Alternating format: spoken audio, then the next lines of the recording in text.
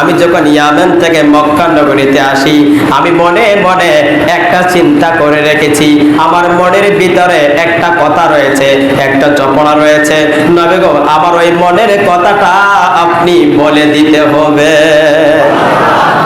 আপনারা এতগুলা মানুষের মধ্যে থেকে যদি কেউ কেউ মনে করুন যে আজকে হুজুর মসজিদ থেকে বাইরে লই হুজুরা মাইরালাম, আমি জানতে পারবো না এখান থেকে, জানবো নি আপনার কথা। আমার কাছে বসে যদি মনে মনে চিন্তা করেন যে আজকে হুজুরের খবর আছে, আজকে হুজুরের ধরিলাম, আমি কইতে পারবো। কিন্তু আল্লাহর রাসূল তিনিই নবী যিনি মানুষের মনের খবর পর্যন্ত জানেন। হাবিব বিন মালিক বলেছে কি, ইয়া রাসূলুল্লাহ আমার আরেকটা জানার ইচ্ছা আছে, আমি মনে মনে একটা নিয়ত করে এসেছি, আমার মনের ভিতরে একটা কল্পনা রয়েছে, ইয়া রাসূলুল্লাহ আমার মনের কথাটা আপনি বলে দিতে হবে। এবারে দেখেন আল্লাহ পাক রব্বুল আলামিন আমার নবীকে কেমন ক্ষমতা দান করেছেন। আল্লাহর নবী ওই ময়দানের মধ্যে 2 রাকাত নামাজ আদায় করলেন। নামাজ আদায় করে আল্লাহর নবীজির শাহাদাত আঙ্গুল মোবারক আসমানের দিকে উঠালেন, ওই চাঁদের দিকে ইশারা করেছেন। ইশারা করার সঙ্গে সঙ্গে আসমানের ওই পূর্ণিমার চাঁদ 2 টুকরা হইয়া যায়। রাসূল তুমি ছিলে জমিনে আর কাফের ছিল চন্দ্র ছিল আসমানে। রাসূল তুমি ছিলে জমিনে আর চন্দ্র ছিল আসমানে। মক্কার কাফের গনে নবুয়তি প্রমাণে করে তোমায় আবেদন চন্দ্র করতে দ্বিখণ্ডন। ইয়া রাসূলুল্লাহ ইয়া হাবিবাল্লাহ দেখেই তোমার তর্জনী চাঁদ হয়ে যায় কুরবানি। আল্লাহু আকবার বলেন। আমার নবী করিম সাল্লাল্লাহু আলাইহি ওয়াসাল্লাম ওনার শাহাদাত আঙ্গুল মোবারক আসমানের দিকে উঠাইয়া ওই চাঁদের দিকে ইশারা করার সঙ্গে সঙ্গে ওই আসমানের চাঁদটা 2 টুকরা হইয়া জাবালে আবু কুবাইস নামক পাহাড়ের মধ্যে পইরা যায়। এই কালে আমার নবীর এই মুজিজাটা দেখে ওই শত শত হাজার হাজার যে কাফের মুশরিকেরা এসেছিল, আমার নবীজি অপমানিত হবে।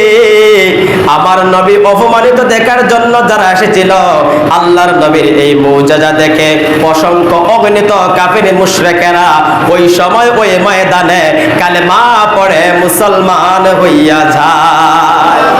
আবু জাহেল পরাজিত হয়ে গেল, ওই আসমানের চাঁদ 2 টুকরা হয়ে গেল, জমিনের মধ্যে পড়ে গেল। হাবিব বিন মালিক আবার বলে ইয়া রাসূলুল্লাহ ইয়া হাবিবাল্লাহ নবী গো আমি দেখেছি আসমানের চাঁদটাকে আপনি টুকরো করে জমিনে ফেলে দিয়েছেন, ইয়া রাসূলুল্লাহ ওই চাঁদটাকে আবার আকাশে উঠায়া দেন। আমার নবীজি আবার ইশারা করেছেন, ওই চাঁদটা আবার একত্রিত হয়ে আসমানে লেগে গেল। আল্লাহ রাসূল সাল্লাল্লাহু আলাইহি ওয়াসাল্লামের এমনই মুজিজা আল্লাহ পাক দান করেছেন। এখন একটা মুজিজা তো তিনি দেখে গেলেন, কিন্তু ওনার বোর্ডের আরেকটা কথা আছে না নাই, জানা দরকার আছে না নাই বলে। দেখেন আল্লাহ পাক রব্বুল আলামিন আমার নবীকে এই ক্ষমতা দান করে দিয়েছেন। এবার হাবিব বিন মালিক বলে ইয়া রাসূলুল্লাহ এবার আমার মনের কথাটা আপনাকে বলতে হবে। আমি মনে মনে কি চিন্তা করেছি, আমার মনের মধ্যে কি ভাবনা রয়েছে। আমার নবী একটা মুস্কি হাসি দিয়া বলে, এরে হাবিব বিন মালিক শোনো শোনো, তুমি ইয়ামেন থেকে আসার পথে মনে মনে এটাই চিন্তা করেছিলে, তোমার বাড়িতে একটা পঙ্গু মেয়ে রয়েছে, যে মেয়েটা হাঁটতে পারে না। এরে হাবিব বিন মালিক তুই মনে মনে এটাই চিন্তা করেছো, আমি যদি সত্য নবী হই তাহলে তোমার ওই মেয়ের জন্য আমার কাছে দোয়া চাইবে। ওরে হাবিব বিন মালিক শুন শুন, দোয়া চাইতে হবে না, যা যা বাড়িতে চলে যা। হাবিব বিন মালিক বাড়ির মধ্যে চলে গেল। তখন সে কালমা পড়ে নাই, মুসলমান হয় নাই, বাড়ির মধ্যে চলে যায়। বাড়ির মধ্যে যাওয়ার পরে তাকাইয়া দেখে যে মেয়েটা হাঁটতে পারে না, ওই মেয়েটা ঘরের দরজার সামনে দাঁড়ায়া দাঁড়ায়া তার বাবার জন্য অপেক্ষা করে। এবার হাবিব বিন মালিক আশ্চর্য হয়ে গেল, আমার মেয়ে ছিল পঙ্গু, হাঁটতে পারতো না। এবার আমার মেয়ে দাঁড়িয়ে রইল আমার জন্য অপেক্ষা করে।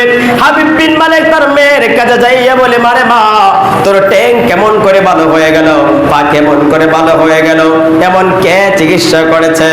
ওনার মেয়ে দুইটা চোখের পানি ছেড়ে দিয়ে কান্দে আর বলে, বাবা গো, ও বাবা, আপনি যাকে অপমান করার জন্য মক্কায় গেলেন, যেই নবীকে অপমানিত করার জন্য মক্কায় মানুষকে একত্রিত করেছিলেন, ওই নবীর কাছে আপনার মনের খবর জানতে চাইলেন। ও বাবা, ওই নবী আমার হুজরায় এসে, আমার বাড়িতে এসে আমাকে কালমা পড়াইয়া মুসলমান বানাইয়া দিল, আর আমার ট্যাং বালা হইয়া গেল।